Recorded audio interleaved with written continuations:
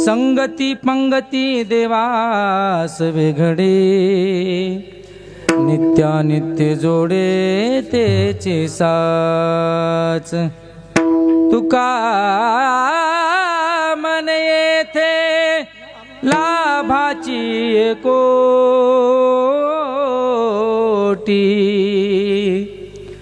बहुवाव पोटी समर्थाच. संगती पंगती देवास वेघडे, नित्यानित्य जोडे तेचे साच. नमो विठ्ठला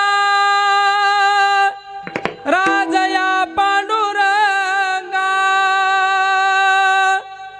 नमो रुक्मिणी माऊली ज्ञान गंगा,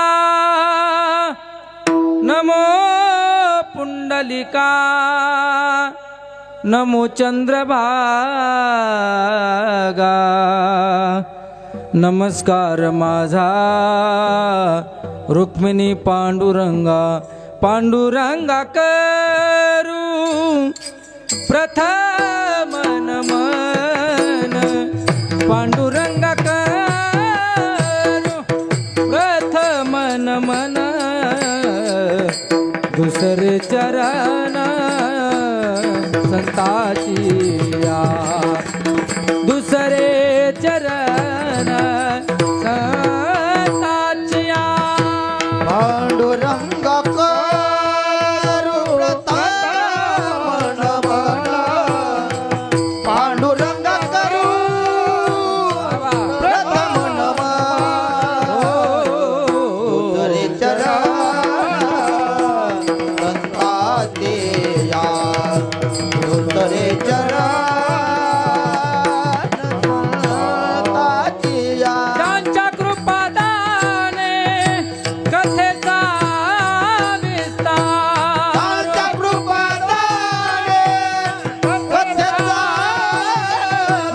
त्यांच्या कृपादाने कथेचा विस्तार. त्यांच्या कृपादाने कथेचा त्यांच्या कृपादाने कथेचा विस्तारू.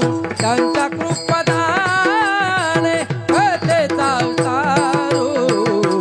बाबाजी सद्गुरु दास तुका, ओ बाबाजी सद्गुरु दास. त्यांच्या कृपादाने कथेचा विस्तारू. त्यांच्या कृपादाने कथेचा विस्तारू.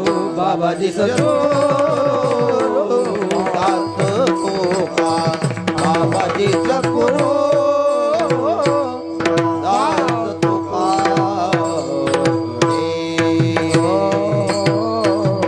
ओम नमो ज्ञानेश्वरा करुणा करा दयाळा, तुमचा अनुग्रह लादलो पावन झालो चराचरी.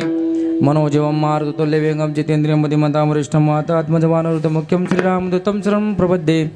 गुरुर्ब्रह्मा गुरुर्विष्णु गुरुर्देवो महेश्वरा गुरुर्साक्षात् परब्रह्म तस्मै श्री गुरुवे नमः. नागेन्द्रहाराय त्रिलोचनाय भस्मांगरागाय महेश्वराय नित्याय शुद्धाय दिगंबराय तस्मै नकाराय नमः शिवाय. शरदिंदु समाकारे परब्रह्म स्वरूपिणी भासरास्फेट निलये सरस्वते नमोस्तुते. नीलांजनं समाभासं रविपुत्र यमाग्रजं छायामार्तण्ड संभूतं तं नमामि शनेश्वरं विठ्ठल.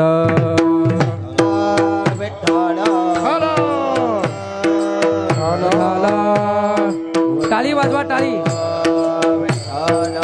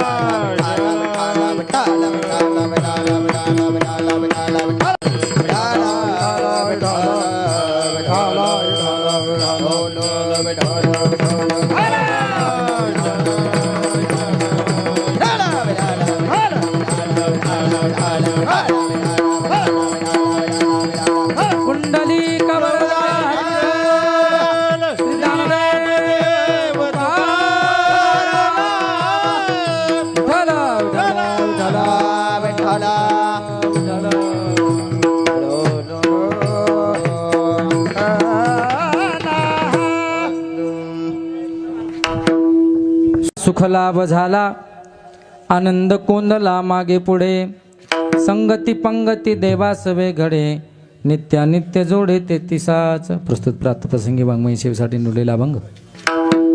देऊचे सुप्रसिद्ध साधू वैरागाचे महामेरू बोलोबा पुत्र कान्हया बंधू श्री संत जगद्गुरु तुकोबारे यांचा 4 चरणाचा अभंग असून जगद्गुरु तुकोबारे आजच्या अभंगामध्ये सुख कशाला म्हणतात ते प्रतिपादन करतात. सुखाचा व्यवहार कसा करायचा असतो ते जगद्गुरु तुकोबारे आपल्याला उपदेश करतात. सुखाचे व्यवहारे सुख लाभ झाला आनंद कोंदला मागे पुढे. सुखाचा व्यवहार केल्याच्या नंतर माणसाच्या जीवनामध्ये सुख प्राप्त होतं. नोय नोय प्रत्येक जण आपण सुखाच्या करता धडपड करत असतो. प्रत्येक जण सुख मिळावं यासाठी उद्योग करत असतात, धंदे करत असतात, जे काही साधनं असतात ते आपण प्रत्येक करत असतो, पण त्यामधून आपल्याला सुखच भेटेल असं सांगता येत नाही. म्हणून सुखाचा व्यवहार केला रे केला का आपल्याला सुख भेटतं असं जगद्गुरु तुकोबारे म्हणतात. मी सुद्धा सुखाचा व्यवहार केला. सुखाचे व्यवहारे काय झालं?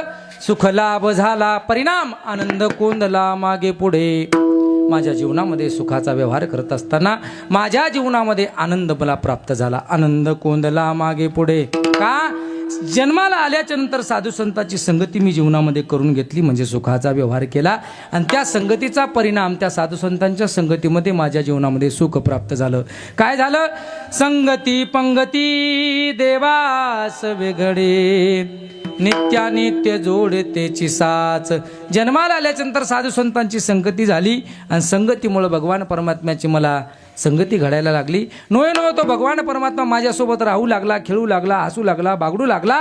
नोय नोय आम्ही सोबत एका पंक्तीला बसून एका घोंगडीवर बसून आम्ही दोघांनी जेवण केलं. संगती पंगती देवासवे घडे नित्यानित्य जोडे तिची साच. आणि खरं सुख मला त्या भगवान परमात्म्याच्या संगतीमध्ये मला प्राप्त झालं. आता माझ्या जीवनामध्ये मला कशाची उणीव राहणार नाही. समर्थाचे घरी सकळ संपदा नाही तुटी कदा कासयाची. या जन्माला आल्याच्या नंतर संताची संगती झाली रे झालीस, भगवान परमात्म्याची प्राप्ती करून घेतली का त्या माणसाला अजिबात दुःख हे प्राप्त होत नाही. त्याच्या जीवनामध्ये त्याला जेवढ्या इच्छा आकांक्षा असतात तेवढ्या प्राप्त होतात. त्या साधू संतांच्या संगतीमुळे भगवान परमात्म्याच्या प्राप्तीमुळे ते जगद्गुरु तुकोबारे म्हणू लागले. समर्थाचे घरी सकळ संपदा नाही तुटी कदा कासयाची. फक्त संतांची भेट होणं गरजेचं आहे. त्या भगवान परमात्म्याची भेट होणं गरजेचं आहे आणि त्या भगवान परमात्म्याच्या संतांच्या संगतीमध्ये सुखाचा व्यवहार करणं गरजेचं आहे. कारण तोच सुख भेटण्याकरता आपण रात्रंदिवस काबाड कष्ट करत असतो, पण ते सुख भेटत नाही. ते जर सुख भेटायचं असेल तर आपल्याला संतांच्या संगतीमध्ये जावं लागतं. आणि त्या संतांच्या संगतीमध्ये भगवान परमात्म्याचं नामचिंतन करत असताना जर तुमच्या आमच्याकडून काही जर न कळत चुका जर झाल्या तर तो भगवान परमात्मा एवढा उदार आहे, एवढा मोठ्या पोटाचा आहे. तुका म्हणे ते लाभाची कोटी बहुवाव पोटी समर्थाचे. आपण ते सुख मिळण्याकरता लाभाच्या आशेनं आपण त्या सुखाचा व्यवहार करत असताना आपल्याकडून छोट्या मोठ्या जर सुखा झाल्या तर जगाचा मालक आपल्या चुका पोटामध्ये घालण्यासाठी समर्थ आहे. म्हणून त्या भगवान परमात्म्याच्या संगतीमध्ये मी बसून पंगतीला बसून जेवलो, खेळलो, हसलो, रडलो त्या भगवान परमात्म्याच्या संगतीमध्ये असा जगद्गुरु तुकोबा राहायचा सरळ सरळ अभंगाचा भावार्थ तुमच्यासमोर मांडलेला आहे. सालावादाप्रमाणे चालत आलेला अखंड नाम सप्ताह आणि या सप्ताहातील आजची दुसऱ्या दिवसाची कीर्तनरूपी सेवा सर्व गावकरी मंडळीचे आग्रहास्तव माझ्याकडे आलेले. त्यामध्ये आमचे परममित्र ज्यांनी मला लहानपणापासून मोठ्या भावाप्रमाणे प्रेम लावलं आमचे मदनदादा कुर्टेकर यांनी मला फोन केला. आमच्या वसमतचे आमचे नितांत माझ्या वडिलांसारखं माझ्यावर प्रेम करणारे आदरणीय बोरकर साहेब यांनीसुद्धा मला सप्त्याचं आमंत्रण दिलं. तसंच सर्व गावकरी मंडळी करून मला आमंत्रण भेटलं. त्याबद्दल सर्वांच्या दर्शनाचं योग. आजच्या कीर्तनासाठी सर्वच महाराष्ट्रातील दिग्गज मंडळी आणि त्यामध्ये विशेष उपस्थिती जर म्हटलं आपलं कार्यावर असताना आपलं कार्य बजावत असताना सुद्धा ज्याला भजनप्रेमी आपण म्हणावं, आपण ते ड्युटीवर येतात सध्या. त्यांनी आता तिकडेच कुठंतरी काहीतरी कोणाच तरी घोटाळे आलेले बघावं, कोणीतरी नवऱ्यानं बायकोला मारलं आणि त्याला मग टाकून गाडीमध्ये आलं रक्तबंब झाले त्यांनी बघावं. पण ते बघत असताना त्यांना कुठंतरी सुख भेटत नसावं. मग त्या सुखाच्या शोधामध्ये कुठं सप्ताह चाललाय कोर्ट्याला. चला आले गवळी साहेब. गवळी साहेब मी तुमचं नाव भरपूर ऐकून होतो, गवळी साहेब गवळी साहेब.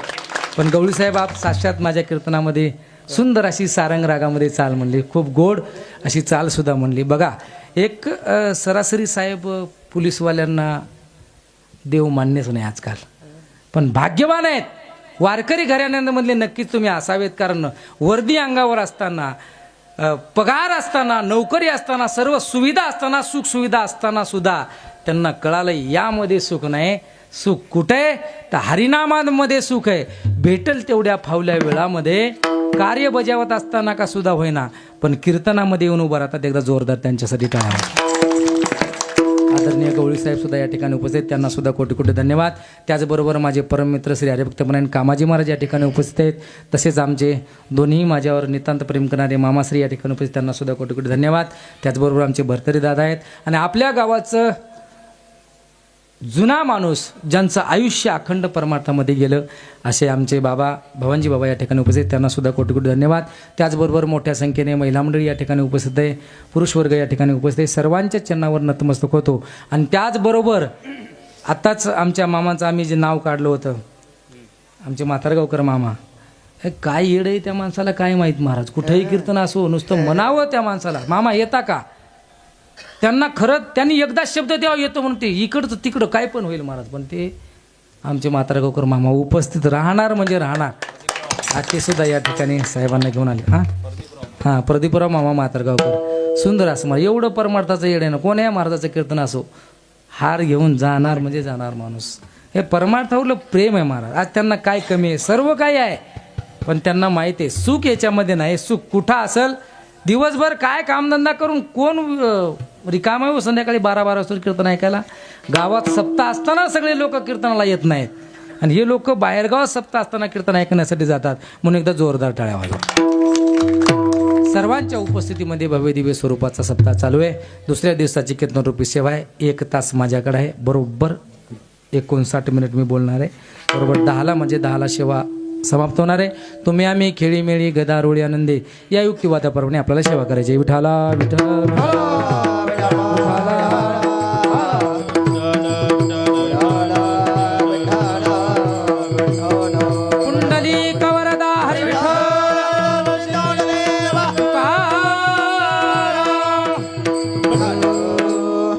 अभंगाचा सरळ भावार तुमच्या समोर मांडले. आता जशी मला गुरुवर्य बोधी देतील, माऊली ज्ञानोबा जगद्गुरु तुकोबा जशी बोधी देतील त्या अनुषंगानं कमी वेळामध्ये जास्त रन काढण्याचा प्रयत्न.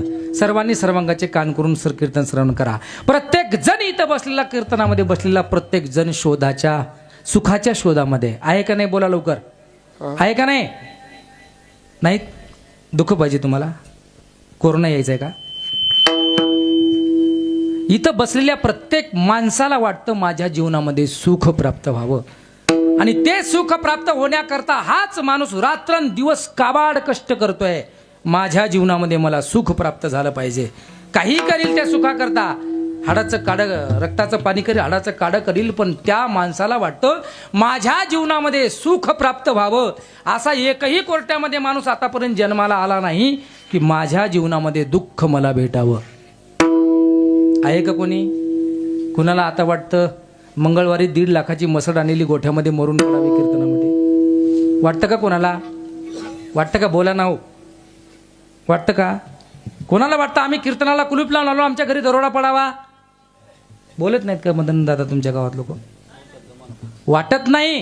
कोणाला सुख दुःख आमच्या जीवनामध्ये व्हावं वाटत नाही. मी नाही सांगत तुम्हाला, नाथबाबांचा पुरावा देतो.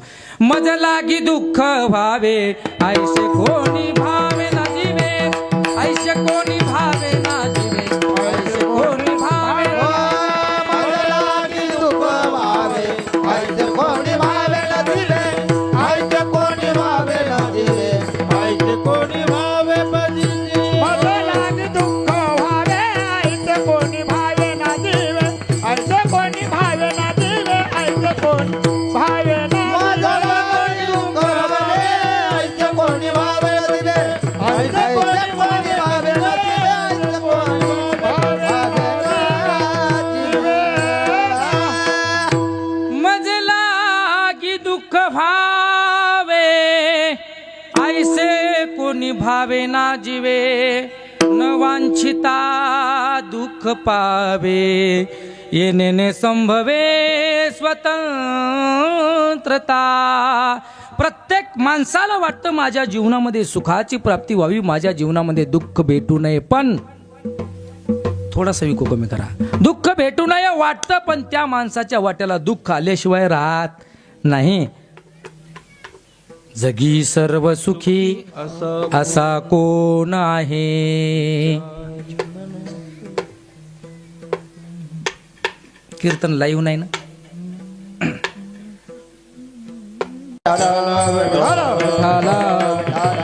बघा, प्रत्येकाला वाटतं माझ्या जीवनामध्ये सुखाची प्राप्ती व्हावी, प्रत्येकाला वाटतं माझ्या जीवनामध्ये सुख प्राप्त व्हावं, पण होत नाही. ते आपलं दुर्भाग्य आहे. प्रत्येक जण सुखाच्या वाटेनं चाललाय, पण वाट्याला येतं ते मात्र दुःख.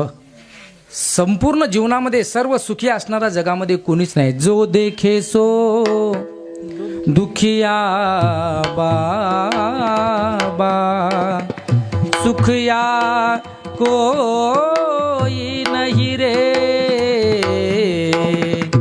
राजा दुखिया प्रजा दुखिया, दुखिया जंगम जोगी. प्रत्येक माणूस दुःखी आहे, प्रत्येक व्यक्ती दुःखी आहे. कुणालाही असं वाटत नाही माझ्या जीवनामध्ये दुःख यावं. प्रत्येक जण सुखाची आशा करतो. एक जण बरंच रामायण महाभारत ऐकणारा माणूस होता, जुना माणूस उठला आणि म्हणला, महाराज तुम्ही म्हणता की कोणालाही असं वाटत नाही की माझ्या जीवनामध्ये दुःख व्हावं, पण शास्त्रामध्ये इतिहासामध्ये एक व्यक्ती होऊन गेली, एक स्त्री होऊन गेली की माझ्या जीवनामध्ये दुःख प्राप्त व्हावं म्हणून त्या भगवान परमात्म्याकडे प्रार्थना करत होते. हे श्रीकृष्णा, माझ्या आयुष्यामध्ये तू वेळोवेळी संकट येऊ दे. ती असणारी मुक्ती माता कुंती माता आपल्या जीवनामध्ये दुःख मागत होती. पण मी असं सांगेन दादा, ती कुंती माता सुद्धा दुःख मागत नव्हती. त्या कुंतीला सुद्धा असं वाटत होतं माझ्या जीवनामध्ये सतत संकट यावीत. कशा करता? की माणूस हा कधीही दुःखामध्ये भगवान परमात्म्याचं नामचिंतन करत असतो. माणूस हा कधीही संकटामध्ये त्या भगवान परमात्म्याची आठवण काढत असतो. माणूस कधीच सुखामध्ये भगवान परमात्म्याची आठवण काढत नाही. प्रत्येक व्यक्ती हा दुःख झालं रे झालं का त्याला जगाच्या मालकाची आठवण येते. देवा, माझ्या जीवनामध्ये असे संकट का आणलेस? पण त्याच माणसाच्या जीवनामध्ये सुख असावं, तो व्यक्ती कधीही देवाचं नाव नाही घेणार महाराज, कारण त्याला फुरसतच नसते देवाचं नाम घ्यायला. मग ती कुंती माता असं म्हणत होती, देवा माझ्या जीवनामध्ये दुःखाची प्राप्ती होऊ दे, वेळोवेळा माझ्या जीवनामध्ये संकट मला प्रदान कर, जेणेकरून मला दुःखामध्ये तुझी आठवण होईल. मला सांगा, जरी कुंती माता वरून जरी दुःख मागत असेल तरी पण कुंती मातेच्या अंतकरणामध्ये सुखरूप आईसा दुजा कोणी सांगा, माझ्या पांडुरंगा सारिका तो. जगाचा मालक सर्व सुखी आहे आणि त्या जगाचा मालकाची आठवण मला सतत येत राहावी. कशा करता म्हणते, माझ्या जीवनामध्ये दुःख आलं का सुखरूप असणाऱ्या भगवान परमात्म्याची मला विसर पडणार नाही. जरी कुंती माता वरून जरी दुःख मागत असेल तरी पण अंतकरणामध्ये तिची इच्छा असे की माझ्या जीवनामध्ये सुख प्राप्त व्हावं. जरी आपल्याला दिसायला वरून दिसत असेल की कोणती माता दुःख मागते, पण तिच्या अंतकरणामधला भाव जर बघायचा झाला तर कुंती माता दुःख मागत नाही, सुखच मागते.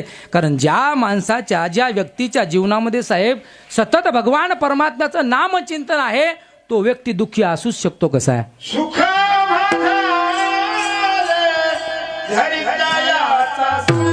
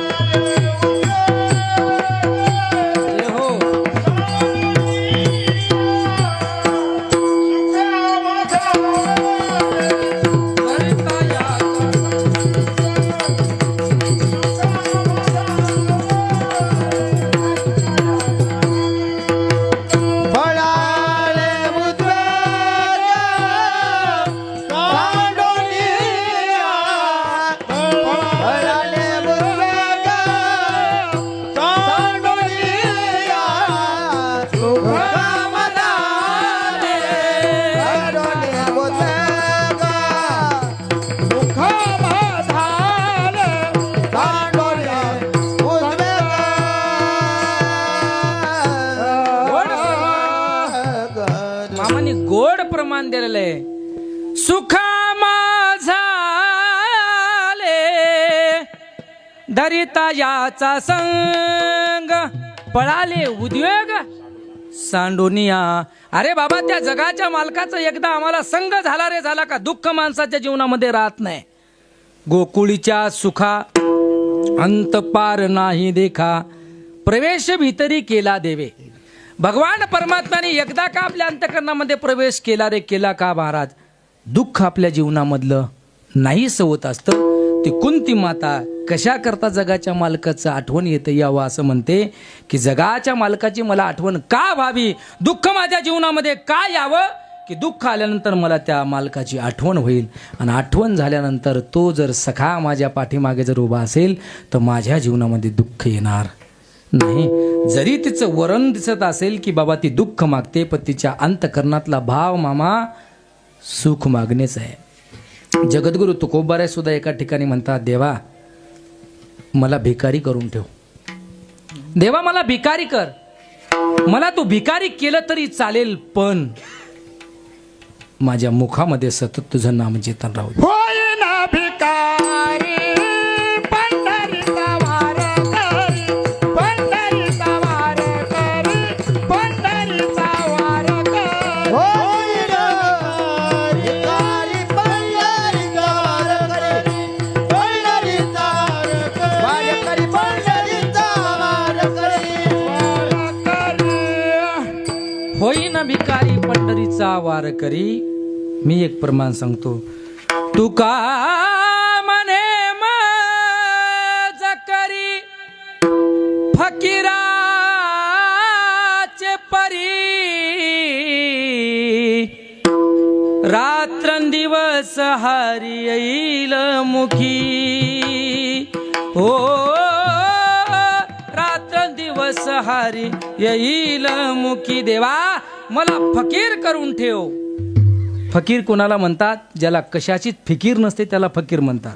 नाही तर फकीराचा वेश घेतलाय आणि घरोघर जाऊन 10,000 रुपये मागतोय ते फकीर नाही, ओरिजिनल भिकारी येते. फकीर कोणाला म्हणावं? ज्याला कशाची चिंता नाही, जो फिकीर करीत नाही त्याला फकीर म्हणावं. मग ते जगद्गुरु तुकोबाराय म्हणतात, देवा मला फकीरासारखं करून ठेव, मला भिकारी कर, पण रात्रंदिवस हारी येईल मुखी. आणि ज्या माणसाच्या, ज्या व्यक्तीच्या मुखामध्ये सतत भगवान परमात्म्याचं नामचिंतन आहे, तो व्यक्ती दुःखी असूच शकेल कसा? मागणं जरी महाराज जरी दुःखाचा असेल, आपल्याला दिसत असेल मागताना जगद्गुरु तुकोबाराय दुःख मागतात, पण त्या मागण्यामागचा असे, अरे देवच मागतात ना जगद्गुरु तुकोबाराय, तुझं नामचिंतन माझ्या मुखामध्ये राहू दे म्हणतात. आणि जर जगाच्या मालकाचं सतत ज्याच्या मुखामध्ये नामचिंतन आहे तो व्यक्ती दुःखी होऊ शकत नाही. विठाला विठाला विठाला विठाला. पण आमचं कसं चाललंय आमच्याही जीवनामध्ये आम्हाला सुख पाहिजे, पण भगवंताचं नाम मुखामध्ये घ्यायला आम्हाला रिकाम पण नाही. प्रत्येक माणूस हा उद्योगी आहे, प्रत्येक माणूस हा काम करणार आहे, प्रत्येक माणसाच्या मागे धंदा आहे, उद्योग आहे, काम आहे. पण त्या कामामधून उरलेलं जे काही वेळ आहे तो भगवत चिंतनामध्ये घातला रे घातला. दादा जसं आहे तसं राहू द्या. जसं आहे भगवान परमात्माचं नामचिंतन मुखामध्ये असलं रे असलं का सुखाची प्राप्ती होते. पण आम्हाला कसं पाहिजे, दे रे हरी पलंगावर आहे. आम्हाला नामचिंतन करायला वेळ नाही आणि मात्र सुखाची मात्र आम्हाला आशा भरपूर आहे. सर्व सुखाची आशा जन्म गेला, क्षण एक मुक्ती यज्ञ नाही केला, हिंडता दिशा क्षीण पावला, माया वेष्टीला जीव माझा. आमचं संपूर्ण भरभटून गेलेलो आम्ही मायेनं. आमची आशा संसारामध्ये वाढलेली आहे आणि संसारामध्ये सर्वत्र दुःख असताना सुद्धा आम्ही त्या संसारामध्ये सुख शोधण्याचा प्रयत्न करतोय. पण देवाचं नामचिंतन घ्यायला आमच्याकडे साहेब वेळ नाही. अरे बाबा लक्ष द्या, आपण संसारामध्ये सुख शोधणे यासाठी माऊली ज्ञानोबा सुंदर एक ओवी खर्च करतात. कसं आहे बघा, एखादं तळं असावं आणि त्या तळ्याच्या कडेला एखादं मोठं झाड असावं, एखादं तळं असावं आणि त्या तळ्याच्या कडेला एखादं झाड असावं आणि त्या झाडाला एक मोत्याचा हार मदनदादा एखाद्या फांटीला अडकवलेला असावा. मोत्याचा हार एका फांटीला अडकवलेला आहे आणि त्या मोत्याच्या हाराचं प्रतिबिंब त्या तळ्यातल्या पाण्यामध्ये दिसतंय. समजतंय ना? एक झाड आहे तळ्याच्या कडेला, त्या तळ्याच्या कडेच्या झाडावर मोत्याचा हार लटकवलेला आहे आणि त्या लटकवलेल्या हाराचं प्रतिबिंब पाण्यामध्ये दिसतंय. आणि हा संसारिक माणसाला असं वाटतं तो हार मला मिळाला पाहिजे. काय झालं पाहिजे? तो हार मला मिळाला पाहिजे. हार मिळण्यासाठी झाडावर जावं लागेल का तळ्यात उडी मारावी लागेल? पटपट बोला. कुठं जावं लागेल? झाडावर जावं लागेल. पण झाडावर जायला आम्हाला चढता येत नाही. त्याला वाटतं तळ्यात हार हलतोय, दिसतोय तळ्यामध्ये. आपण तळ्यामध्ये त्या प्रतिबिंबाला बघून उडी मारतो, नंतर पाणी हल्ल्या जातं, हार नाहीसा होतो. माझा दृष्टांत संपला. माऊली ज्ञानोबा सुंदर ओवी खर्च करतात. नक्षत्राची आभासा साठी धातू झाला तया हंसा, रत्नप्रभेची आशा रिघोनिया. अरे बाबा आम्हाला हार पाहिजे, मग भगवत चिंतन करावं लागेल. हार नाम सुख पाहिजे. जर आम्हाला सुख पाहिजे असेल तर आम्हाला झाडावर रेघावं लागेल, आम्हाला भगवत चिंतन करावं लागेल. आपण जर कितीही जरी पाण्यामध्ये उड्या मारल्या आणि किती जरी गोच्या खाल्या, बुडू बुडू मेलं तरी आम्हाला सुख भेटणार नाही. ती जशी आपल्याला आशा लागलेली आहे पाण्यामध्ये सुख आहे, पण आम्ही पाण्यामध्ये सुख आपल्याला भेटणार नाही. पाणी नाम संसारामध्ये आपल्याला सुख भेटणार नाही. आपल्याला सुख जर भेटायचं असेल तर भगवत चिंतन करावं लागेल. विठाला विठाला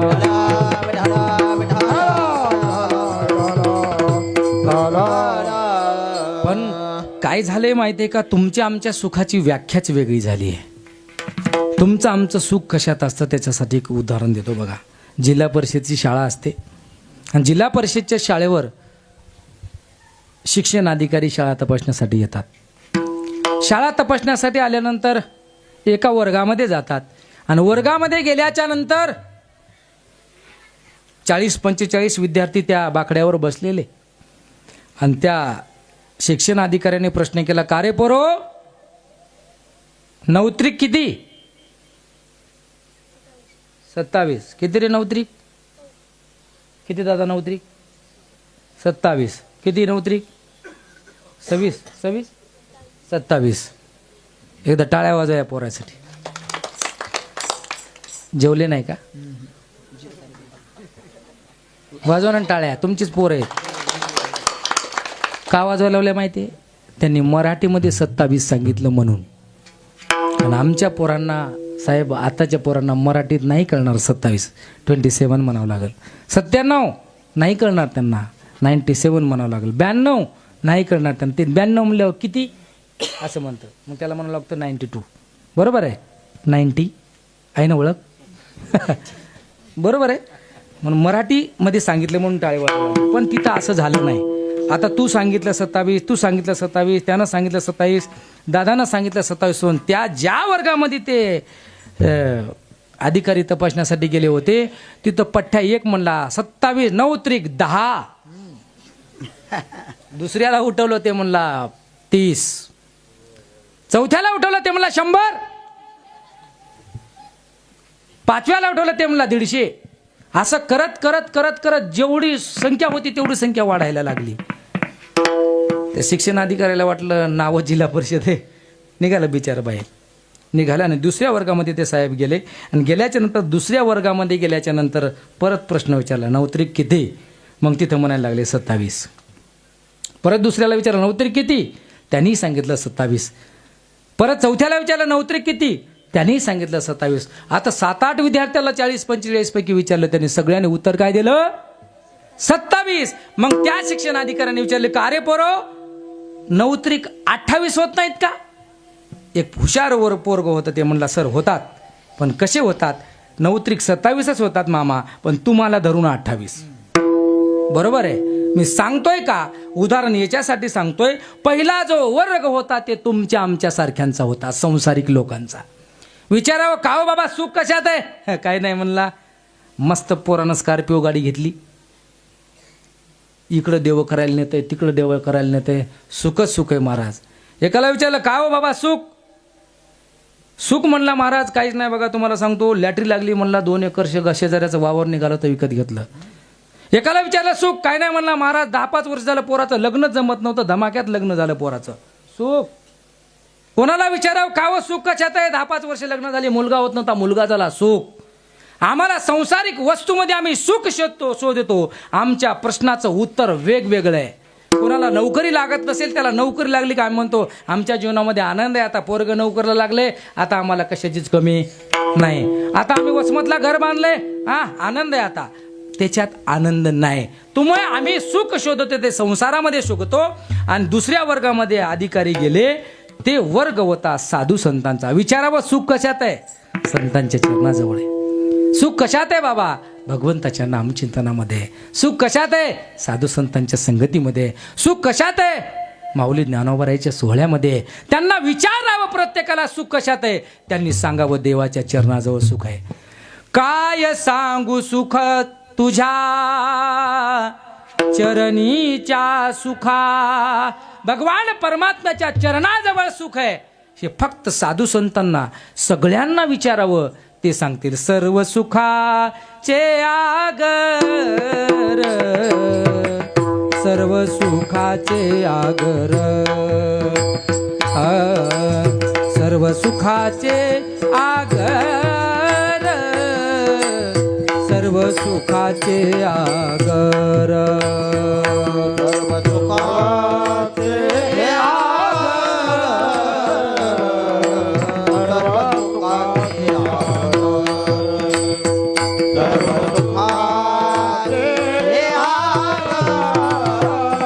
सर्व सुखाचे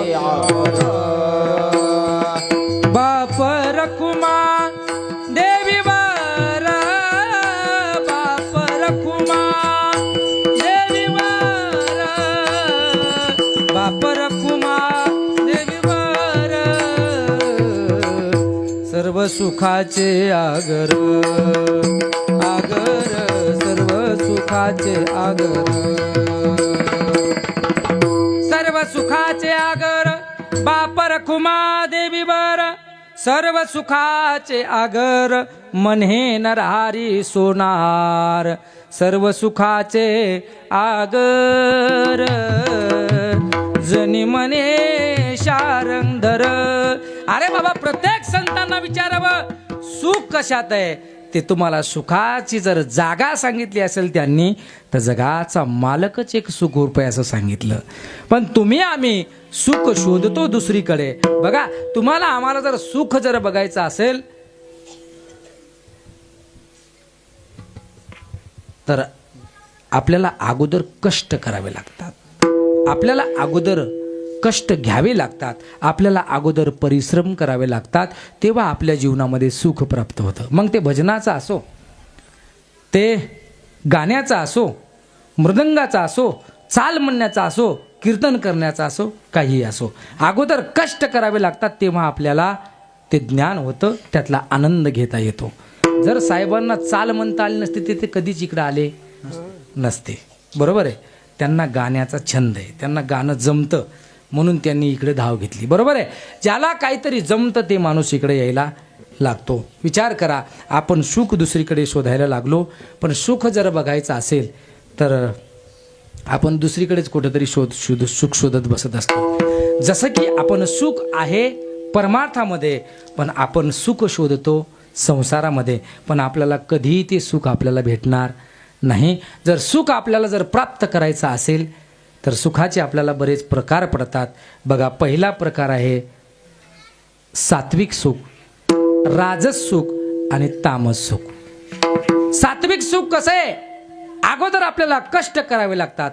का चंदनाचे बुड सर्पी जैसे दुवाड, का निधानाचे तोंड विवसिया जेवी. माऊली ज्ञानोबाराय म्हणतात, चंदनाचा जर सुगंध आपल्याला घ्यायचा असेल तर कुठंतरी त्या चंदनाच्या बुडाला असलेले विषारी साप आपल्याला बाजूला करावे लागतात. ज्या चंदनाचा घवघव सुगंध येतो त्या चंदनाच्या बुडाला सर्प असण्याची भीती असते आणि ते साप आपल्याला अगोदर बाजूला करावे लागतात. नंतर आपल्याला त्या चंदनाच्या सुगंधाची आपल्याला आनंद घेता येतो. का चंदनाचे बूड सर्पी जैसे दुवाड, का निधानाचे तोंड विवशिया जेवी. काही जणांना धन सापडत असतं, बऱ्याच जणाला पायाळू माणसाला धन सापडतं असं म्हणतात, पण त्या धनावर या आज्या पंजानी खापर पंजोमानी धन लपून ठेवलेलं असतं, पुरून ठेवलेलं असतं, पण त्यावर पिठाच्या कणकीचा नागोबा करून ठेवलेला असतो. मला काही सापडलं नाही, असेल कुठं हांडा तर सांगा, मी घेऊन जातो. कारण मला वाटतंय 1.85 परत आले, अजून 2 लाखापर्यंत जाण्याची शक्यता आहे. हंडा देऊ नका, हंडा तुम्हीच ठेवा, फक्त मला एक बिस्किट द्या. ते जर आपल्याला धन प्राप्त करायचं असेल तर निधानाचे तोंड बिवशिया जेवी, त्या धनावर करून ठेवलेलं भूत म्हणजे ते नागोबा अगोदर हटवावा लागतो, नंतरच आपल्याला सोन्याचा आनंद घेता येतो. मग आपल्या जीवनामध्ये सुद्धा सुख प्राप्त करायचं असेल तर आपल्याला अगोदर कष्ट करावे लागतात. आता बऱ्याच जणांना वाटतं काय गरज आहे महाराज लोकांना एवढे टाईट कपडे घालायची, हा ना तुमच्या घरचे गोदडीने पांघरतो आम्ही. बरोबर आहे की ना? बघ न रे याच्या धोतराला डाग दिसायला का, तुला काय करायचंय आहे की ना? बरोबर आहे की ना? बरोबर आहे महाराज. लक्ष द्या, हे घालण्यासाठी, हे वैभव प्राप्त होण्यासाठी कुठंतरी आम्ही 10-12 वर्ष घासली आळंदीला जाऊन. जेव्हा आम्ही मधुकरी म्हणून हाक मारायचो तेव्हा ती माता माऊली आम्हाला एक चपाती म्हणा, भाकरी म्हणा वाढायची. त्यावेळेस पैसा सुद्धा जवळ असायचा, पण माऊली ज्ञानोबारांनी आमच्या मधुकरी मागितली, आम्ही सुद्धा मागावी. आज का महाराष्ट्रभर नाव होतं? कुठंतरी त्या माऊली ज्ञानोबारांच्या संगतीमध्ये राहून कुठंतरी जीवनामध्ये त्याग सहन केलाय. बरोबर आहे.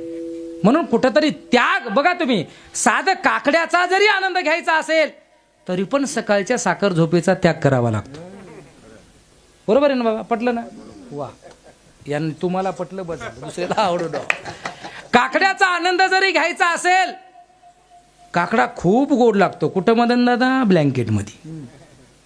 उठा जागे वारे आता, स्मरण करा पंढरीनाथा, भावे चरणी ठेवा माथा, चुकवी व्यथा जन्माच्या धनद्वारा पुत्र जन, बंधू सोय रे उठून वेगीशी चला, जाऊ राऊळासी, जाऊ राऊळासी, पातकाच्या राशी काकड अर्थ देखलिया, पातकाच्या राशी. भक्तीची या पोटी बोधका कडा ज्योती, हरी पंच प्राण जीवे भावे, ओ वाळू आरती. कैसा वासुदेव बोलतो बोल बोल कैसा वासुदेव बोलतो बोल बाळा पोटी मायरी गेलं बाळा पोटी मायरी गेलं मेल माणूस जिथं उठविलं मेल माणूस उठविलं कळी काळाशी गाशील कळी काळाशी गाशील जग जोगी जग जोगी जाग जाग बोलती मुका झालो वाचा गेली हो बहिरा झालो या जगी बहिरा झालो या जगी बहिरा झालो या जगी बहिरा झालो या जगी सावळे रूपडे चोरटे चिताचे ज्ञानेश्वर माऊली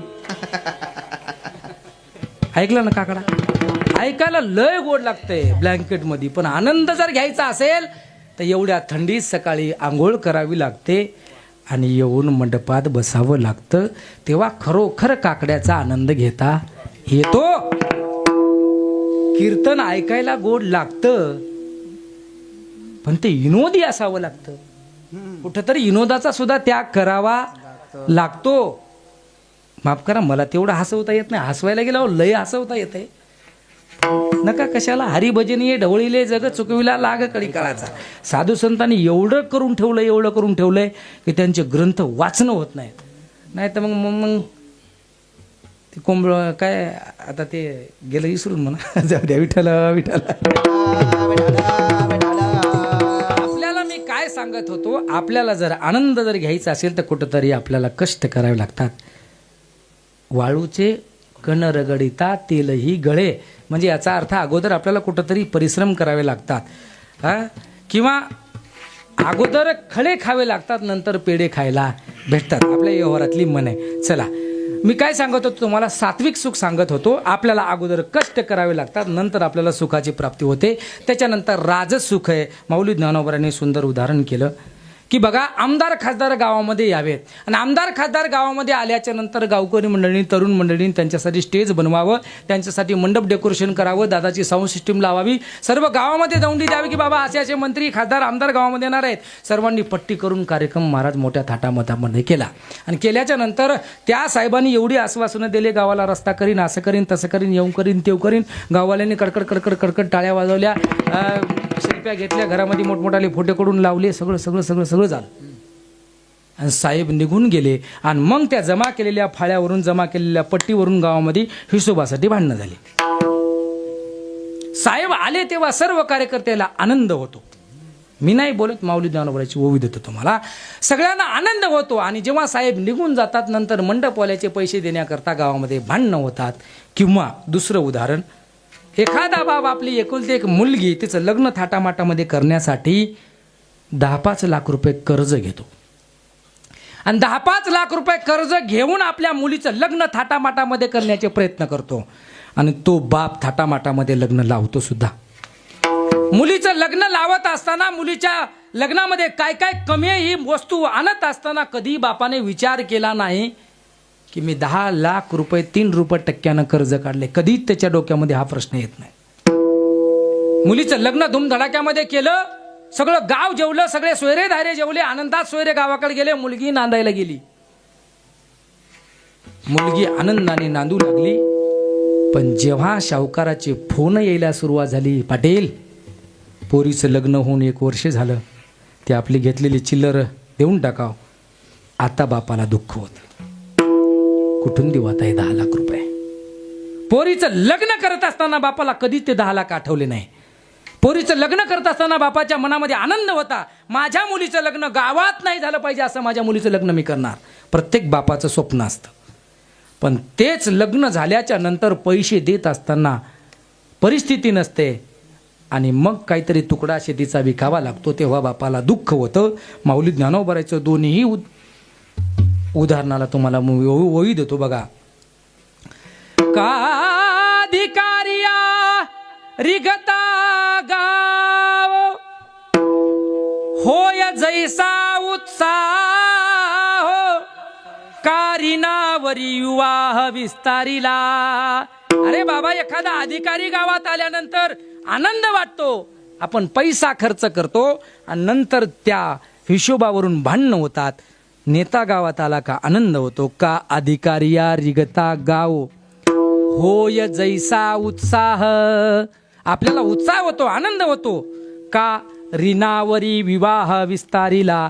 ऋण काढून लग्न करणं हे सुद्धा महाराज दुःखाचं आहे. म्हणून याला राजस सुख असं म्हणतात. थोड्या काळापुरतं येतं, सत्ता आली का सुख येतं आणि उचलून पडलं का दुःख येतं. बरोबर आहे. काही काही नग पाडण्यासाठी उभं राहतात. बरोबर आहे का नाही. म्हणून सुख, सत्ता आली का सुख येतं, सत्ता गेली का दुःख जातं. याला माऊली ज्ञानोबरांनी उदाहरण दिलं. आणि तिसरं उदाहरण असं आहे. अपयाचेनी पाने आखाद्याचेनी भोजने स्वैर स्त्री संविधाने पावलिया माते. बघा, लक्ष द्या.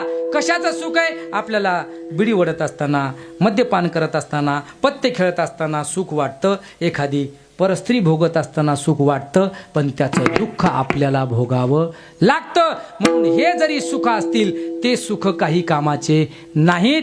सर्व सुख जर कशाजवळ सांगा की प्रेमसुख, ब्रह्मसुख आदी 9 प्रकार आहेत.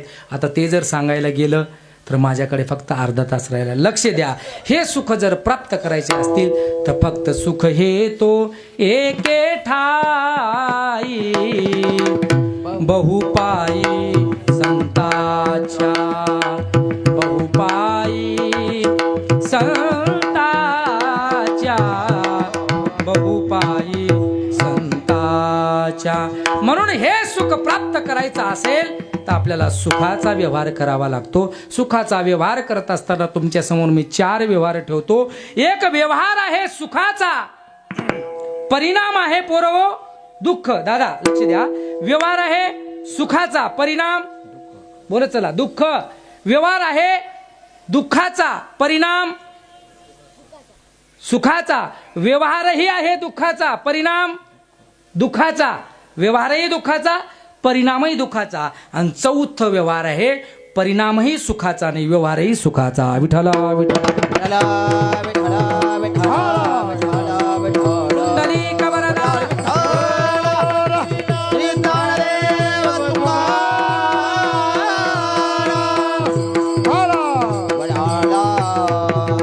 4 व्यवहार मी तुमच्या समोर सांगितले. पहिला व्यवहार तुमच्या समोर सांगतो. व्यवहार आहे सुखाचा, लक्ष देऊन ऐका.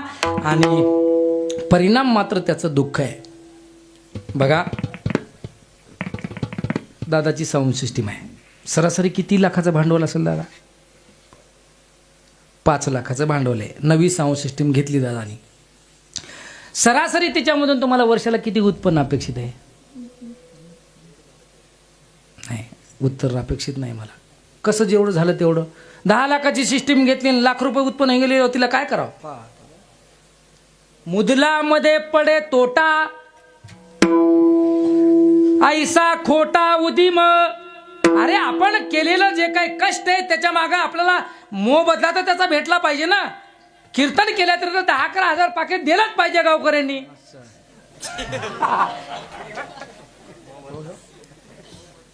उगा महाराज काय बोलला नाही म्हणून उगाच 500 घातल्यावर जमतं का प्रदीप मामा? मी तुम्हाला भरामणीन झालो नाही तर मग साली आलं बघा त्याच्यावर. नाही उगा तुम्हाला विनोदानं सांगते बघा. आणि तुम्ही टाका तेवढंच व्हायरल करून. बरोबर आहे का? बघा लक्ष द्या. आपण जे काही कष्ट करतो त्याच्या मागला मोबदला आपल्याला भेटला पाहिजे. जर आपण पेरणीमध्ये जर आपण 25,000 रुपये जर शेतामध्ये पेरले असतील तर त्याच्या मागे कमीत कमी 1 लाखाचं तरी उत्पन्न निघायला पाहिजे. निघत नाही ते आमचं दुर्दैव आहे. प्रमाण देऊन गेलो. मुदलामध्ये पडे तोटा. बघा त्या मुदलात तोटा व्हायला नको. मग आपण जर व्यवहार करत असतील तर त्या व्यवहारामागं महाराज आपल्याला काहीतरी फलप्राप्ती झाली पाहिजे. आपण व्यवहार करत असतील, आपण जर संसारामध्ये जर आपण सुख शोधत असतील तर सुख भेटायला पाहिजे. जर भेटत नसेल तर व्यवहार बदलला पाहिजे. द्या सगळेजण बायका सोडू. ह्या भयामया नावानं बोटं मोडत असते, कुठून आणलं? नाही महाराज लक्ष द्या. मी सांगतोय काय, आपण केलेल्या व्यवहारामधून आपल्याला बेनिफिट काहीतरी भेटणं गरजेचं आहे. 10-5 आता तुम्हाला खरं सांगतो नारदाच्या गादीहून मदन दादाला माहिती आहे आळंदीला मी शिकायला होतो. आता सहज आठवलं जाय आणि कोरोना लागला. मला वाटलं आता कोरोनामध्ये काय आपलं दुकान तिकडे चालत. गावाकडं आलो. 5-7 लाख रुपये खर्च केले आणि वसमतला जनरल स्टोअरचं दुकान टाकलं गवळू साहेब. दुकान टाकलं बरोबर फेब्रुवारी महिन्याच्या 28 तारखेला 2020ला. कितीला बोला चला ना 28 तारखेला. आणि बरोबर 21 मार्च 2020 रोजी पहिला लॉकडाऊन लागला. लट लट हालू लागलो मी. इकून तिकून कसे तरी गोळा केलेले पैसे होते. 5-6 लाख रुपये खर्च झाला. दुकान टाकलं. 21 मार्चला पहिला लॉकडाऊन लागला. तिथून पुढं लगेच उघडायचं लगेच बंद पडायचं. दुपारून उघडायचं संध्याकाळून बंद, सकाळून उघडायचं दुपारून बंद. काहीही फायदा झाला नाही. कोणीच दुकानावर येईना. माझं असं डोकं चाललं होतं बायकोला दुकान चालवायला आपण कीर्तन करता हिंडता येते आपल्याला. पण ते माझा प्लॅन फिक्स केला. म्हणजे माझा त्याच्यामधून फायदा व्हायला तयार नाही. 1 लाख रुपये डिपॉझिट दिलं होतं. डिपॉझिट जाईपर्यंत पठ्ठ्यानं दम खाली. 1 लाख रुपये जाईपर्यंत मधामध्ये किराणा मालाला फक्त मोकळीक देऊ लागले. मी जनरल स्टोअर थोडं बाजूला ठेवलं. पुन्हा 5-50 हजाराचा किराणा भरला. पण माझ्या दुकानावर कोणीच येईना. मग हळूहळू आणि पुन्हा एवढं महाराज आठासानं केलं तर मदन दादाला माहिती आहे. एवढं फर्निचर बनवलं. असं जुनं नाही विकत घेतलं साहेब, नवीन बनवलं. जाऊ द्या मला 1-1.5 लाख रुपये पण हायफाय बनवायचं. 1.5 लाखाचं 2 लाखाचं फर्निचर बनवलं. पण शेवटी निर्णय मला असा घ्यावा लागला. जे काय कटलेरीचं सामान आणलं होते नखपाली जागेवर वाळून गेल्या महाराज उन्हामुळं. ते स्प्रे आणले होते ते फॉग वगैरे ते डेनिवर वगैरे राहतात ना स्प्रे मारतो आपण. ते स्प्रे सर सगळे रिकामे झाले होते रिकामे. मला ते विकायला सुद्धा निम्या किमती सुद्धा घ्यायला कोण नाही. 1.5 लाखाचं बनवलेलं फर्निचर माई शपथ बा 25 हजाराला विकलं. तुम्हाला आता सुद्धा सांगतो मामा चौकातून जाते वेळेस कपिल जनरल स्टोअर आहे. भगव्या कलरचं काउंटर आहे बघा ते पठ्ठ्याचंच आहे. कपिल जनरल स्टोअर माहिती आहे सर्वांना माहित आहे. कपिल जनरल स्टोअर बघा तुम्ही. त्याचं बघा ते काचाचं एवढं भारी बनवलं होतं. नवं बनवलं माहिती आणि ते मला द्यायचं असलं 3.5 हजारामध्ये दे तेवढं. असं एक अलमारी 10-10 हजाराला बोलली. कोणी म्हणायचं 2500ला दे, कोणी म्हणायचं 3.5 हजाराला दे, कोणी म्हणायचं 2 हजार दे. मी बाबा जाऊ द्या. सगळं विकलं. उरून सुरून माझ्याकडं 5-6 लाख खर्च झाले होते. निमेशिमे पैसे राहिले. मग त्याचा मदनदादासारख्याच्या सल्ल्याने एक प्लॉट घेऊन टाकला. कसं तरी बरं झालं. त्या प्लॉटला घेतला 5 लाखातून भाव झाला 20 लाख रुपये. आता मात्र तो मामला नफ्यामध्ये आला. आता काय हरकत आहे माझा फायदा झाला म्हणायला. असं काहीतरी नफ्यामध्ये यायला पाहिजे. नाहीतर ते डिपॉझिटही गेलं, दुकानही वाळून गेलं, काउंटरलाही किडी लागले. अवघड आहे महाराज. बरोबर आहे की नाही. म्हणून काहीतरी फायदा झाला पाहिजे. माझा पहिला मुद्दा असा आहे व्यवहार सुखाचा परिणाम दुःख. साध्या सुध्या माणसाचं उदाहरण देत नाही. पाराशर ऋषी म्हणून होऊन गेले बघा. भागवतामध्ये प्रसंग येत असतो बघा. पाराशर ऋषी प्रवास करत असताना त्यांना नदी आडवी लागली आणि मत्स्यगंधा नावाची मुलगी नाव हाकत असताना जवळ आले आणि सांगितलं मुली मला पलीकडच्या तीरावर जायचं आहे. लवकर सांगतो माझा वेळ संपत आलाय. त्या नावेमध्ये बसल्यानं पाराशर ऋषींनी महाराज आतमध्ये नाव गेली गंगेमध्ये का त्या मुलीकडे काम उत्पन्न केलं आणि सांगितलं अगं पोरी मला तुझ्यासोबत लग्न करायचं आहे. पोरगी म्हणली बाबा केस पांढरे झाले तुमचे. इथं चांगल्याचा मेळ लागण झालाय. 4 टेम्पो भरले गाव मेळ नाही. आणि तुम्ही तर म्हातारे झाले बाबा. तुमच्या केसाच्या जटा व्हायला लागल्या बाबा. आणि तुम्ही माझ्यासारख्या तरुण बाण मुलीकडे लग्नाची अपेक्षा करता. त्याने सांगितलं मला म्हातारं म्हणतीस. बाबा काय लेचोपचा नव्हता महाराज. 60,000 वर्ष तपस्या केलेली होती बाबानं. 60,000 वर्ष तपश्चर्या केली होती बाबानं लगेच 20,000चं तप महाराज पाण्यात टाकलं आणि लगेच बाबा 25 वर्षाचे झाले. पाराशर ऋषी 25 वर्षाचे झाले. सांगितलं सांग आता काय हरकत आहे माझ्यासोबत लग्न करायला. पोरगी म्हणली बाबा ठीक आहे तुम्ही जरी माझ्या वयाचे झाला असाल तरी पण सर्वसामान्य लोक पाप झाल्याच्या नंतर या गंगेमध्ये पापाचं निरसन करण्याकरता येतात. पाप केल्याच्या नंतर या गंगेमध्ये आपण केलेल्या पापाचं प्रायश्चित्त करण्याकरता गंगेमध्ये डुबकी घेतात लोक. आणि तुम्ही या गंगेमध्ये माझ्याकडे काम उत्पन्न करतात. त्याने सांगितलं बस एवढंच. परत 20 हजाराचं पुण्य महाराज गंगेमध्ये टाकलं. गंगेपासून 10 फूट नाव वर केली. आता काय हरकत आहे? त्याने सांगितलं बाबा सूर्य दिसतोय डोक्यावर. परत 20,000चं राहिलेलं पुण्य होतं. महाराज खर्च केलं आणि सूर्यालाही झाकलं महाराज. पण कामाचा भोग त्या म्हाताऱ्याने घेतला म्हणजे घेतला. माझा मुद्दा इथं समाप्त झाला, प्रसंग इथं समाप्त झाला, दृष्टांत इथं समजला. लक्ष द्या, जरी व्यवहार सुखाचा असेल, काम भोगत असताना माणसाला सुख वाटतं. माझा अधिकार नाही सांगण्याचा, माझं वय नाहीये, पण काम संसारामध्ये आपण जर काम उत्पन्न करत असतील तर आपल्याला तो सुखाचा वाटतो. पण पुढे अवघड यमदंड, पुढे अवघड यमदंड, पुढे अवघड यमदंड, पुढे अवघड यमदंड. बघा आपल्याला पुढे अवघड आहे, यमदंड भोगावं लागणार. मारिती तोडीती झोडीती निष्ठुर यमाचे किंकर बहुसाल. अरे बाबा आपल्याला इथं आपल्याला गोड वाटतं करायला, पण नंतर मात्र आपल्याला भोगावं लागतं. माझा मुद्दा समाप्त झाला. पहिला मुद्दा असा माझा होता, व्यवहार सुखाचा परिणाम दुःख. मग कसं मारतात, कसं झोडतात, कसं तोडतात हे आता मी सांगणार नाही. विठाला विठाला विठाला विठाला विठाला विठाला. परिणाम दुःखाचा, परिणाम दुःखाचा, व्यवहार दुःखाचा, परिणाम सुख. बघा तुम्ही, प्रत्येक जण काम आरामशीर झाल्यामुळं महाराज प्रत्येकाच्या ढेऱ्या वाढायला लागल्या. वाढाल्यात ना ढेऱ्या. बेजारेत लोक हवेला पळून पळून. बरोबर आहे ना. धडलकन माणसं येरीच कारवाला उडून घेऊन चले माणसाला. त्या दिवशी साहेब आम्हाला वाटलं तुम्हीच आहेत काय की त्या चिखलीला माणूस मामा होते ना सोबत. काय करू लागला ते माणूस, रोड फक्त क्रॉस करू लागला, लगेच कारवाल्यांना उडवलं. नंतर मला वाटतं हट्टा पोलीस स्टेशनहून कोणतरी आले होते, आपण बोललो ना त्यांना. हां, ढेरी कमी करण्याकरता सकाळची झोप त्यागावी लागते, रोडच्या कडेनं पळावं लागतं, तेव्हा ढेरी कमी होते. सोडून द्या, ते त्रास आहे सुरुवातीला, पण आपल्याला सुख मात्र आरोग्यासाठी चांगलं आहे. दुसरी गोष्ट, बाळंतपणाचं सुख महिला मंडळीसाठी दुःख आहे, पण लेकरू जेव्हा त्या ताईच्या हातामध्ये येतं तिच्यासारखं सुख फक्त तिलाच आहे. तिला नाही आठवत की माझं ईदभर पोट फाडलेलं आहे. ते दुःख सर्व विसरून जाते.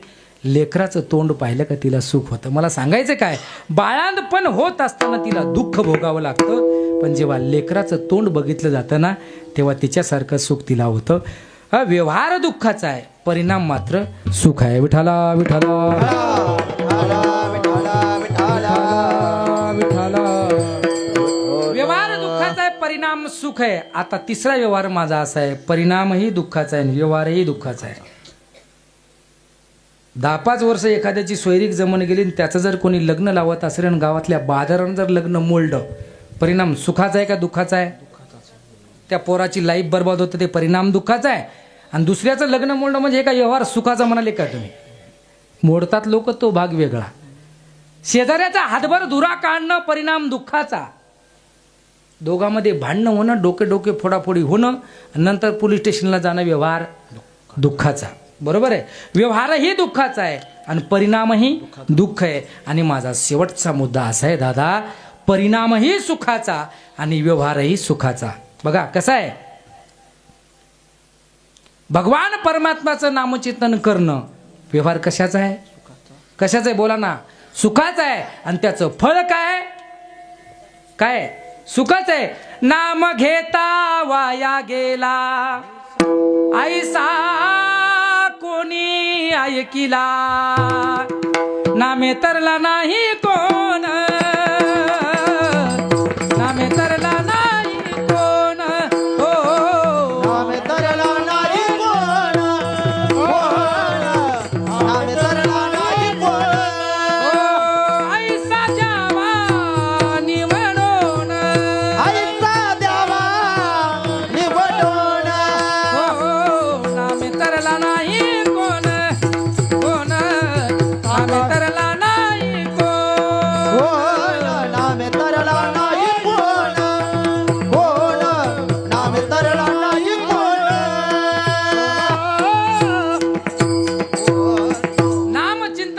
व्यवहारही सुखाचा आहे, परिणामही नामचिंतनाचं दुःख आहे.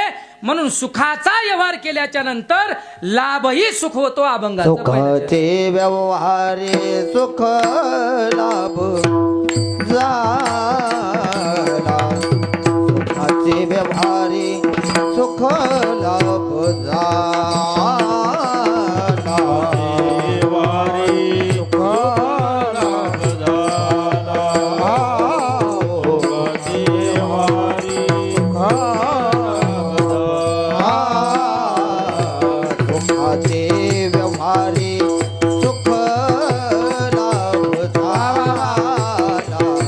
सुखाचे व्यवहारे सुख लाभ झाला,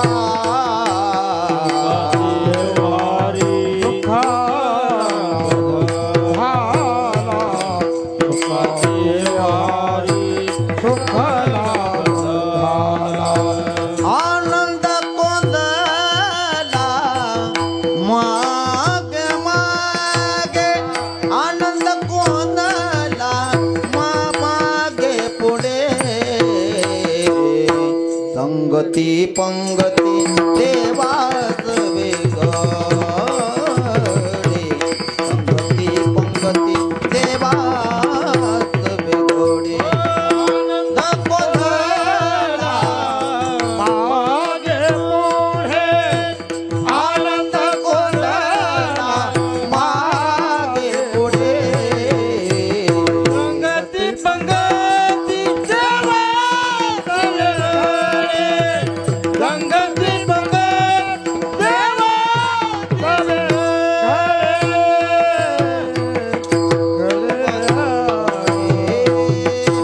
नामचिंतन करणं व्यवहारही दुःखाचा आहे, सुखाचा आहे आणि त्याचा परिणाम सुद्धा सुख आहे. पण आपण ते करत नाही. बघा तुम्ही, आपण सुख दुसरीकडे शोधायला लागतो. बघा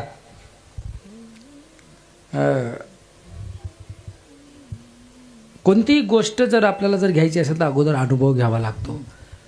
परमार्थामध्ये सुख आहे किंवा दुःख हे करण्यासाठी सुद्धा परमार्थ करावा लागतो. आणि संसारामध्ये दुःख आहे का सुख हे शोधण्याकरता संसार हे करून बघावा लागतो. संसारी क्रियाच याच्यासाठी आहे की या संसारामध्ये नेमकं काय आहे हे बघण्यासाठी. मग काहीच नाही हे एकदा समजलं रे, समजलं का मग मात्र भगवत चिंतन करायला काय हरकत नाही. पण आम्हाला त्या भगवत संसारामध्ये काही नाही असं कधीच वाटत नाही. त्याला महाराज असं वाटतं आज न उद्या ना मला सुख भेटणार आहे, आज न उद्या मला ना नक्की सुख भेटणार आहे, असं म्हणता म्हणता म्हणता म्हणता कधी निघून जातो महाराज माणूस पत्ता सुद्धा लागत नाही. आपली काय कथा, ज्या अजितदादाकडे काय नव्हतं त्या माणसानं ठरवलं असतं काही करू शकला असता तो माणूस. पण एवढी गमत आहे दादा, त्या जगाच्या मालकांना फक्त तेवढं सूत्र त्याच्याकडे ठेवलंय. तुम्ही कितीही पैसेवाले व्हा, कितीही तुमच्या सत्ता हातामध्ये असू द्या, पण शेवटला तुका म्हणे तुला सोडविना कोणी. बस एका चक्र पाणी वाचून या. कितीतरी माणसांना त्यांनी वाचवलं असेल, कितीतरी माणसांना फाशीपासून वाचवलं असेल, शिक्षेपासून वाचवलं असेल, कशापासूनही वाचवलं असेल, पण स्वतःला तो माणूस नाही वाचू शकला. कारण आपल्याला जर वाचवणारा जर कोणी असेल या जगाच्या पाठीवर, फक्त जगाचा मालक सोडू शकतो. सोडविणारा राजा देशीचा चौधरी आणि कसोय बली बली. बघा आपण किती श्रीमंत असलो आणि किती सत्ता हातामध्ये असली तरी पण शेवटच्या काळाला जगाचा मालक सोडवू शकतो. पण फक्त भगवत चिंतन करणं अत्यंत गरजेचं आहे आणि तेच फक्त आपल्याला सुख मिळवून देऊ शकतं. आणि तो व्यवहार करत असताना, ते सुख मिळवत असताना त्या सुखाचा अनुभव, ते सुख सुद्धा अनुभवायला आलं पाहिजे, ते सुख उपयोगात घ्यायला पाहिजे, त्याचा आपल्याला आनंद घेता यायला पाहिजे. आपल्या गावासारखं गाव, सर्वजण आले कीर्तनाला आणि गावाच्या कडेला होती अंगुराची बाग. अंगुराची बाग होती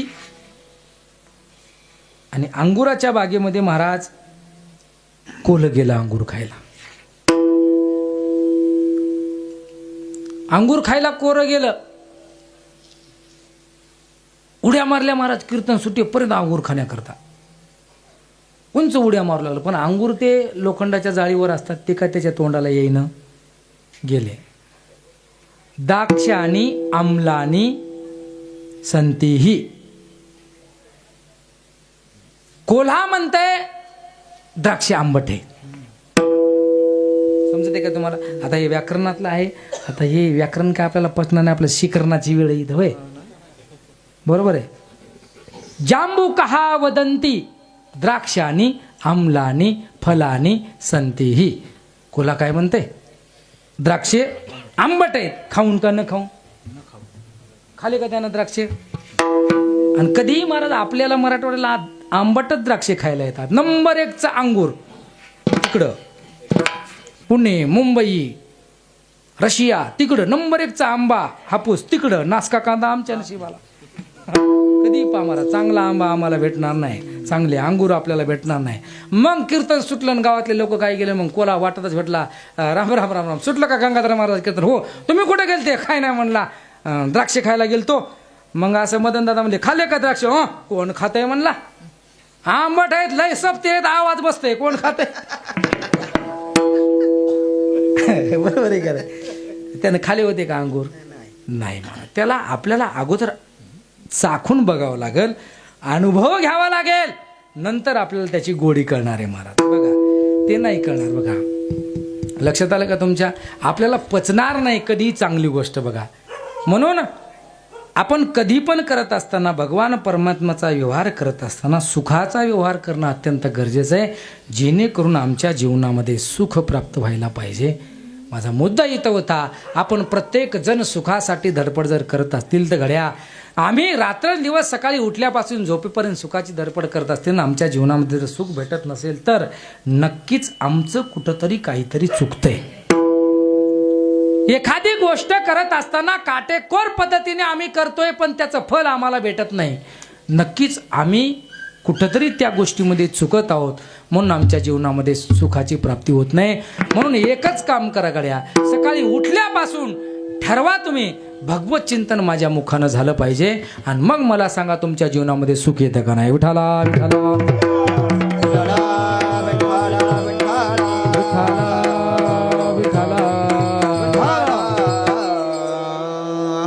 काही नामचिंतनाची ताकद आहे. माणूस जिवंत आहे तोपर्यंत नामचिंतन चालतं, यात नवल नाही का माझे दादा. मेल्यानंतर सुद्धा जगाच्या मालकाचं नामचिंतन माणसाला तारतं. तरले तरती हा भरवसा नामधारकाचा ठसा.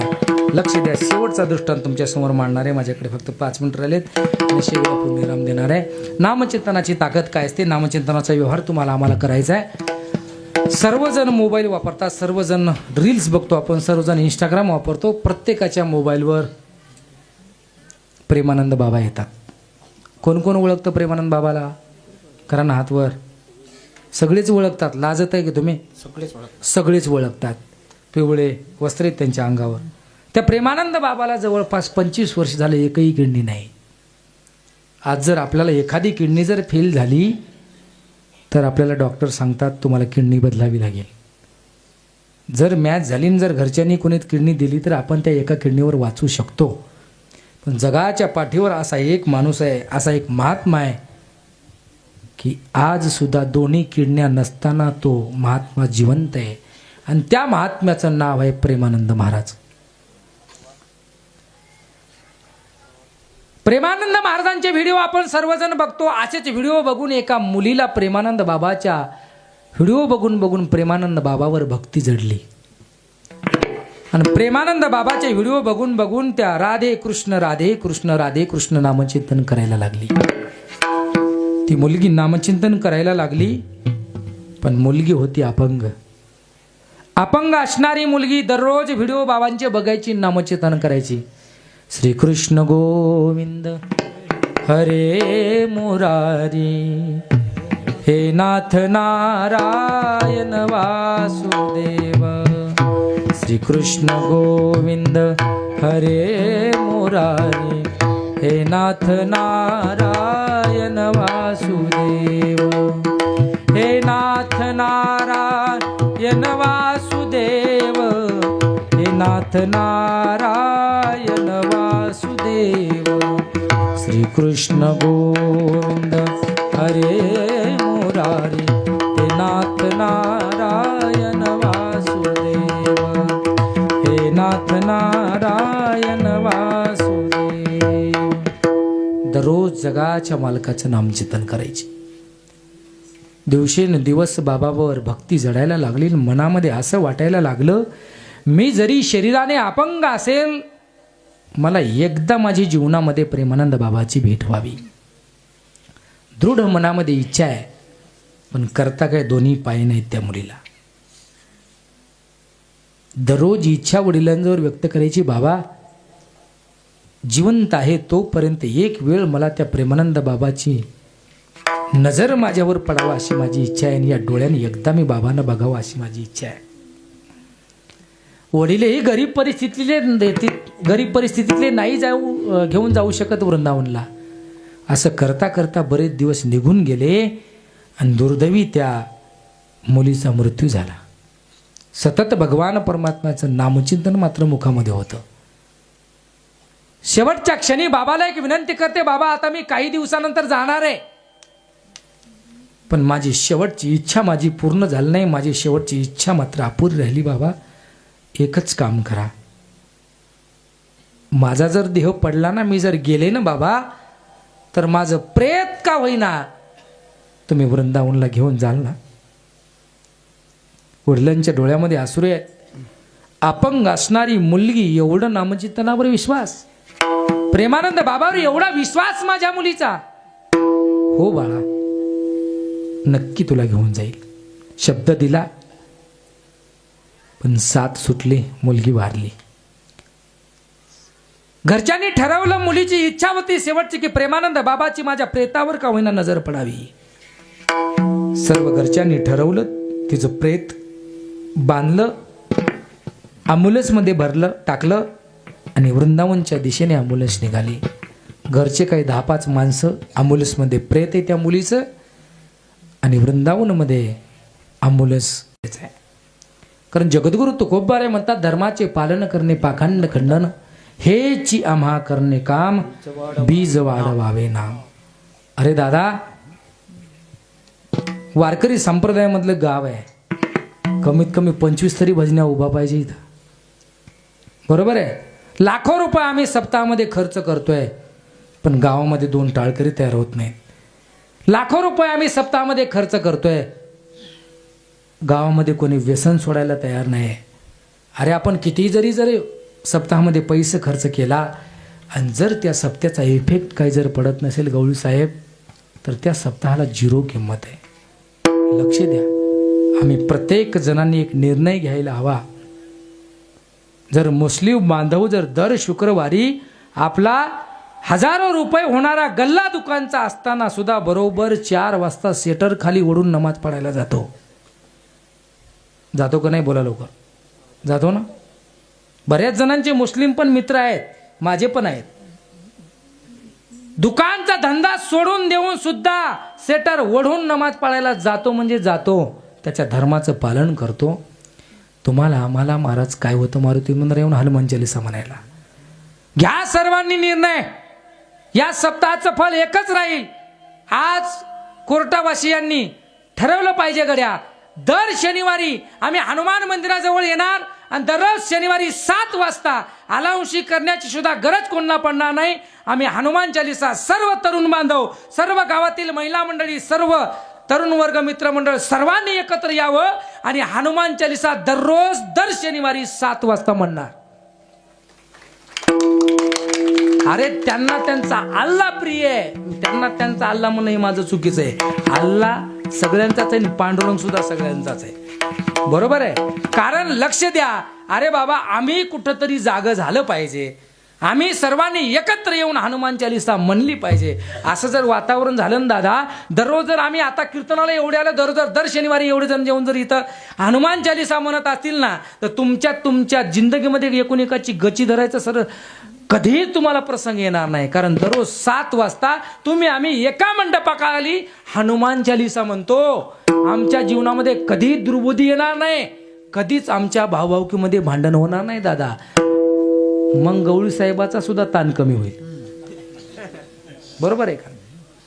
त्यांच्याकडे डोक्याला कमी ताण असते की, बरोबर आहे का नाही? हे करणं गरजेचं आहे दादा. एवढा आपण सप्ताह करतोय, पण बरेच भावभावकीमधले 2-2 वर्ष झालं बोलणे नसतात सख्या भावायचे. काही नाही ईदभर धुऱ्यासाठी. सर्वांनी काल्याच्या दिवशी यावं, एकमेका देऊमुखी सुखे घालू हुंबरी. दादा 2 वर्ष झालं राव, तू माझा मोठा भाऊ आहे, पण मी तोंडानं तुला दादा म्हणलो नाही आणि तूही मला हाक मारली नाही. दोघांनाही कडकडून मिठी मारावी, एकूण एकाच्या मुखात काला घालावा महाराज. जिंदगी तिथून पुढे त्यांची भांडणं होणार नाहीत. ही या काल्याची ताकद आहे. करून तर बघा, पण आपण नाही करत महाराज.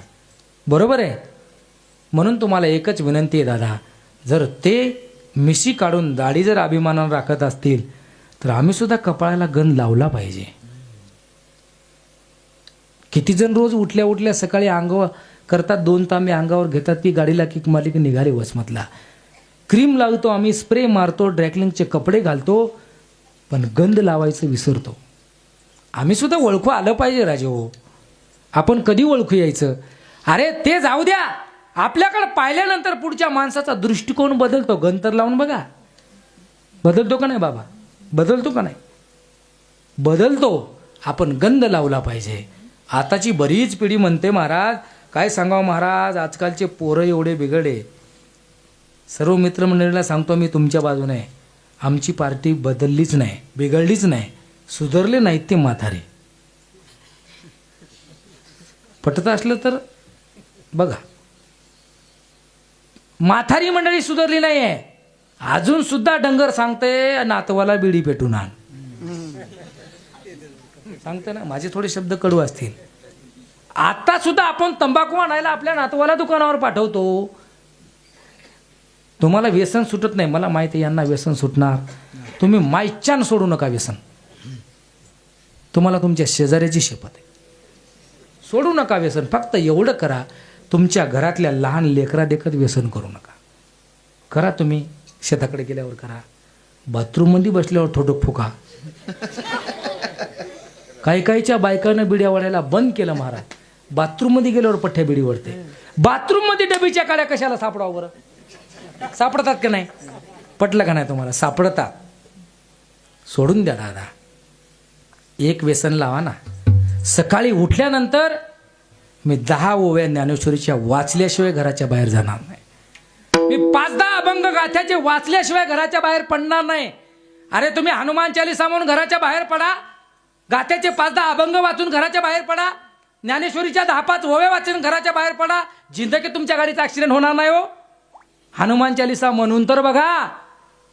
भूत पिशाच निकट नहीं आवे, महावीर जब नाम सुनावे, नासे रोग हरे सब पीरा, जपत निरंतर हनुमंत वीरा, संकट ते हनुमान छुड़ावे, मन क्रम वचन ध्यान जोला, सब पर राम तपस्वी राजा, तिनके काज सकल तुम साजा, और मनोरथ जो को विनावे, सोवी अमित जीवन फल पावे, चारों जग परताप तुम्हारा, है प्रसिद्ध जगत उजियारा, साधु संत के तुम रखवारे, असुर निकंदन राम दुलारे, अष्ट सिद्धि नवनिधि के दाता, असवर दीन जानकी माता, राम रसायन तुमरे पासा, सदा रहो रघुपति के दासा.